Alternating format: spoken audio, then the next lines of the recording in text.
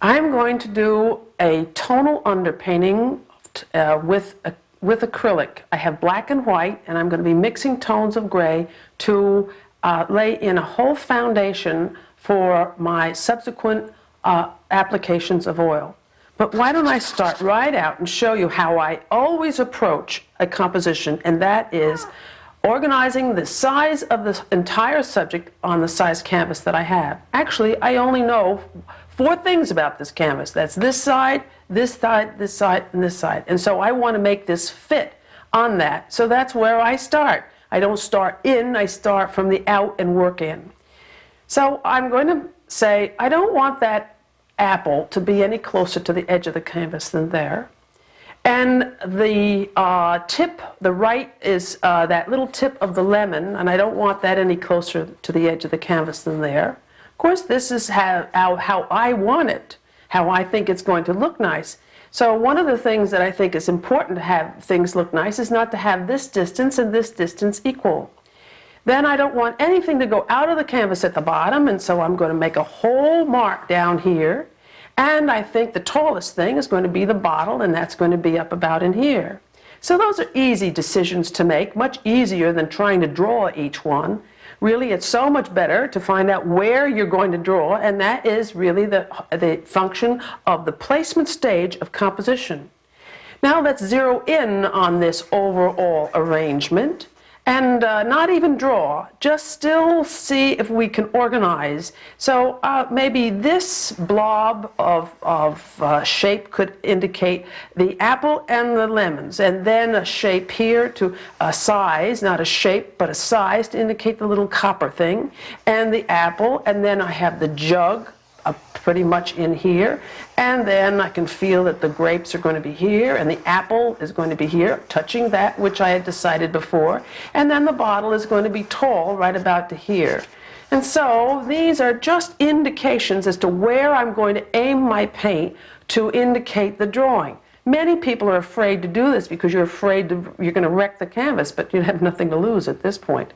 So why don't I make a few more marks just to give me a feeling of security. It's important to know what you're doing at the time and feel that you can do it. And so why don't I say, this is going to be the bottom of the apple. Where is the bottom of the bottle in relation to it? Where do the grapes come in relation to that? Where is the bottom of the of the stone crock in relation to these things? Painting or drawing is not looking where you're going. It's looking where you've been. And so these things can be a help to the final effect. So many people feel as though they have to be fantastic at drawing, but you can learn to draw, or learn to draw better, if you realize that there are 3 factors to drawing: proportion, perspective, and anatomy. Now, proportion is really, I always say first because it is the most important. You get the size relationship of one thing to another, you can then have an overall plausible look. Surely the size of this lemon that I'm sketching in now has to be the right size in relation to the apple. And so this is just a little bit more of development of the composition down and through here. I think maybe also you might have noticed, or I'd like to point out to you, that I have everything either not touching or completely overlapping. It's never a good idea to have just things touch, because if I had this apple, here I have a shape, that's going to be the side of the copper pot. If I had that apple right here, touching it, it would look as though it wouldn't be in back of it. So to make it look as though it's in the back, to give that beautiful depth dimension, we just make sure they either move them apart or overlap them. Now the height of the bottle and the anatomy, now I'm in the drawing stage. The composition is pretty much settled. Now I'm in getting the structure of them, and the anatomy is, recognizing the anatomy of a subject is the key to getting it to look sensible. An apple is a little round shape, and it has a little hole in here, which is kind of a little the inverted cone. You see, it's really this, with a stem sticking out, but it's infinitesimally small. So knowing basic shapes is very important. Now, the proportion of the bottle, and of course the bottle's anatomy is that it's a straight line, and then you just have to draw equally on either side. Taking into consideration the elements of its shape. It has a top section, a neck section, I call this the shoulder section, and then the easy part. Now we have the bottle, the stone crock in relation to it. It's again behind it, and it's going to be about in here. And the bigger part of the shape first, to then find the smaller part of the shape. Of course, the handle is of no consequence now, because that's not that can always be added later. Now I'm going to have a chance, I hope, to decide exactly where this apple is going to go.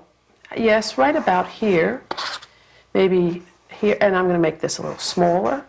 And the height of it in relation to what I've already done is here.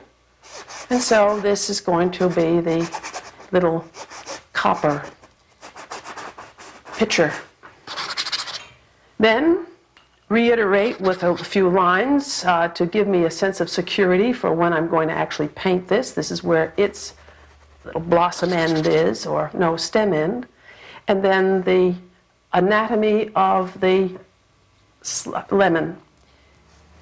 Yes, I see it flop down, and so the top plane gets quite a bit smaller because of perspective.